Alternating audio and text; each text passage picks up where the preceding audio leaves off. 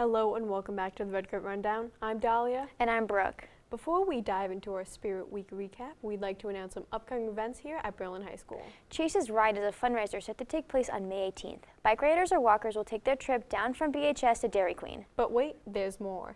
The trip will feature raffles, music, and tons of fun. I'm really excited, but at least I'll have senior prom to hold me over.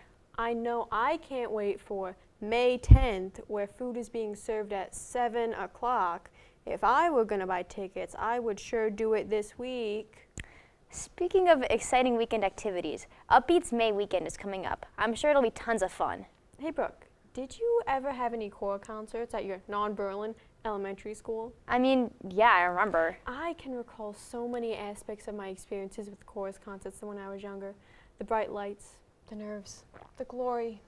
Well, I guess the only way that you can relive that is to go to the BHS Spring Choral Concert being hosted on May 9th. Make sure you're in your seat by 7 p.m.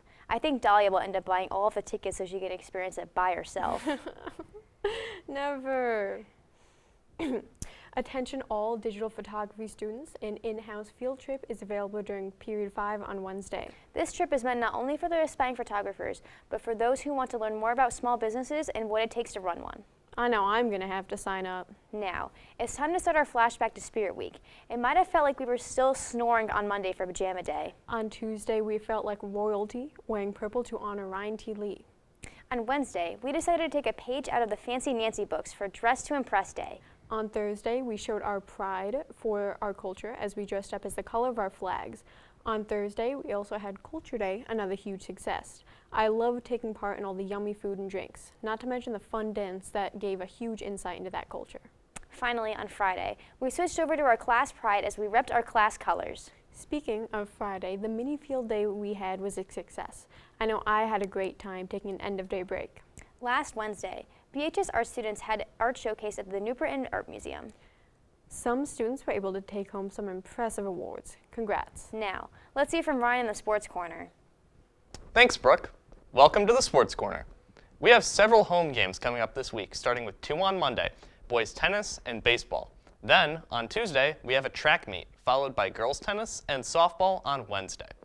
Finally, ending off the week, boys lacrosse plays on Thursday, and boys tennis plays again on Friday. We have plenty of highlights to share as well. As of last week, our baseball team is undefeated with an impressive 8-0 record. On top of this, last Monday's poll results put the team as 12th in the state. Last Wednesday's game, Johnny O'Brien got the walk-off hit against Ram, ending the game with a 7-6 score. Our other teams are doing great as well. Girls golf is 4-0, and the softball team is 5-2. In the girls golf's last match, Sammy Dunn fired a 43 to earn medalist honors. Charlie Carlson, Abby Andres, and Ella Machad also shot 44, 44, and 45 respectively, resulting in a 176-210 win against Hall. For girls softball, Julian Matan is leading an offensive charge against the opposing teams with multiple home runs. In the team's last match, they beat Windsor with an impressive 16-4 final score. That's all for sports. I'll see everyone next week. Now, back to the news desk. Thanks, Ryan. Moving straight into the weekend, a little birdie told me about junior prom. Well, I wasn't there myself. I heard about how fun it was. Taking a break from fun junior activities, we have some potentially not so fun ones. It is if you like science. True. The NGSS takes place this week. Good luck to all the juniors taking it, and congrats to those who received the NGSS award last Wednesday. Now, for a type of studying that all grades can look forward to. Starting next week, AP testing will begin. 2 weeks of pure fun. It is never too late to start studying. If you haven't, AP exam textbooks are in the library. So are SAT books for any sophomores looking ahead. Or juniors looking to retake the test and achieve that better score. You know, last rundown we had so many food fundraisers. I think I'm still hungry. For what? Ice cream? Donuts? Pizza? No, a fun fact. Luckily, Chef Ryan is able to provide me with that meal. Let's head over to Did You Know with special guest Miss Jones. Hello, everyone. Welcome to Did You Know? I'm here with Miss Jones, and today we're going to get to the bottom of what came first, the chicken or the egg? Yeah, so I love that question. I still love debating it, but Realistically, I can't answer that question today, but I can answer a lot of questions about chickens and eggs, and I have a lot of fun facts. And a lot of those fun facts come from the fact that I grew up in Maine, and a lot of my family are farmers. My grandfather had chickens, and then recently, about 5 years ago, we invested in our first flock of chickens. And since then, the project has grown to incorporate a lot of stuff that's been happening at school as well. So we're in the Rise Room today, which is perfect because just this week, we started incubating a new batch of chickens. And in about, well, at this point, 17 more days, but it takes 21 days for these eggs to go from eggs to full little chicks, which I think is pretty cool. When they hatch, they're really just the size of that shell, and they're very, very delicate. And some of the cool things about the eggs and hatching eggs in general is just the different, like, really how amazing the science of eggs are, and that like all the nutrients that you need to make one chicken are in this egg. But this is also just the most nutritious food for us in a lot of ways because it's a complete protein as well, and there's really cool things going on inside each and every egg. But I guess it would be helpful to know, like, how do you know if it's an egg that's going to hatch into a chicken or an egg you're getting at the grocery store if you're going to eat that? And so a couple of the main differences is these eggs have never been refrigerated. So we're actually collecting a batch to hatch a bunch more out at home as well over the next couple of weeks. And so you can actually collect eggs for about, I think it's up to about a week. You can collect all your eggs that you want to incubate if you're not going to let the chicken do it themselves. And what's going on inside the egg is essentially they've been fertilized, and then we're recreating like what the perfect environment is for chickens to hatch all on their own. So you can see here, there's this like water bottle here. You need very high humidity to hatch chickens. And that's because the chickens, when they're like doing it themselves, are laying on their nest for 23 out of 24 hours of a day. And they only get up like very rarely. And laying chickens, they are nippy. If they get a broody bird, you don't want to stick your hands in there too much. They're very protective. But what else we're controlling for is the fact that the mother, when she does get up and move around, she will like turn the eggs a little bit. So eggs actually have to turn periodically in order for them to hatch. I've lost some eggs that way, trying to do it myself in the past. So this machine will turn the eggs once a day. That's why we put the little faces on them, so that we can know that it's actually happening. And then the other thing that's super important is air. You need really good airflow. So you might be wondering, well, how is air flowing into the egg? So the egg is really important. You can see these are kind of dirty looking. You don't want to wash the egg. When the mom lays the egg, it's got this protective coating on it that tries to prevent bacteria from invading in the shell. But the shell is porous enough to have the, I guess, what am I trying to say? It's porous enough so that the air can flow through. So you need to make sure that you're doing it in a well-ventilated area. Otherwise, again, you can have catastrophic failure there as well. So what I think is, kind of neat about what's going to happen here is we're taking over for the chicken, but we've also hatched a whole bunch of chicks on our own, or the hens have anyway.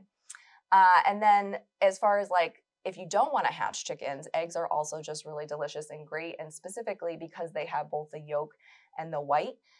So what I think is really neat is, as a history teacher, when you go back to Depression era recipes, they do such a nice job of using the unique properties of both the yolk and the white, and so that they weren't wasting anything.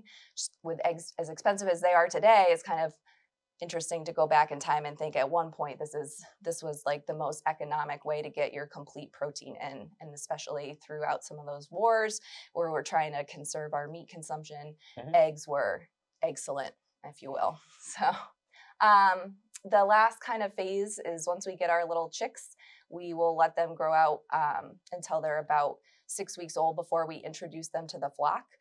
Pecking order is real. We have a little area that we keep, sort of a little playpen, if you will, as we're introducing the new chicks in. But then eventually they become like very productive, not just for producing more eggs, for example, but one of the things that we really love chickens for on our farm is pest control. They love to eat bugs and ticks. They are also my favorite garbage disposals. We save all of our like food waste and we can feed it to the chickens. The only thing that chickens can't eat is chicken. So we don't want any chicken cannibals, but beyond that, chickens can eat just about anything.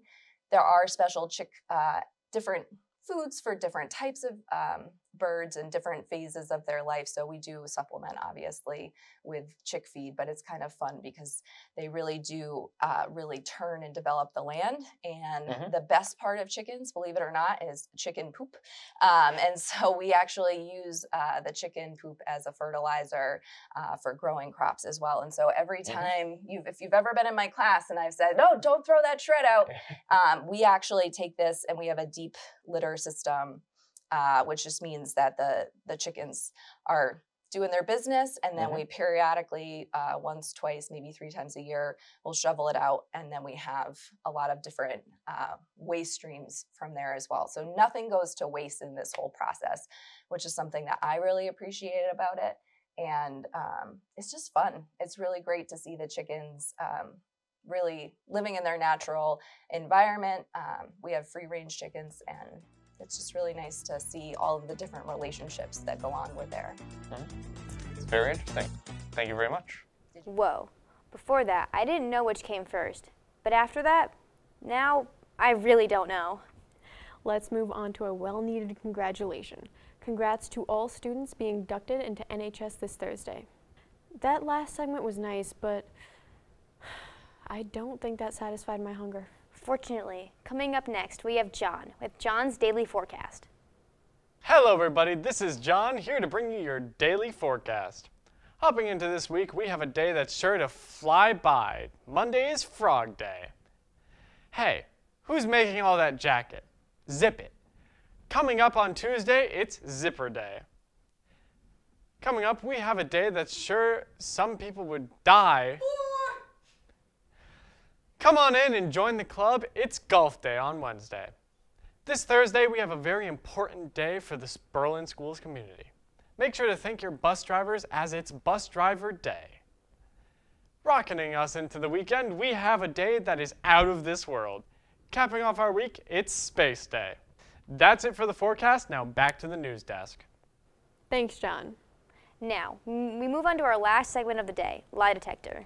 If you don't know how the game works, this segment tests you, the viewer, to see if you can spot the fake fact out of 2 real ones. You will have 10 seconds to spot the fake.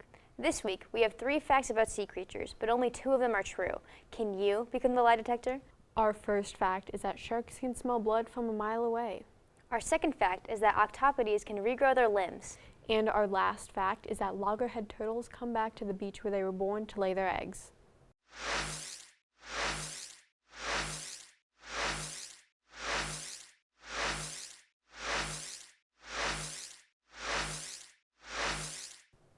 The answer was number 1. While sharks can't smell blood from a mile away, if the ocean currents are right, some sharks can smell blood from an Olympic-sized swimming pool. Still impressive. That's all from us. See you next time.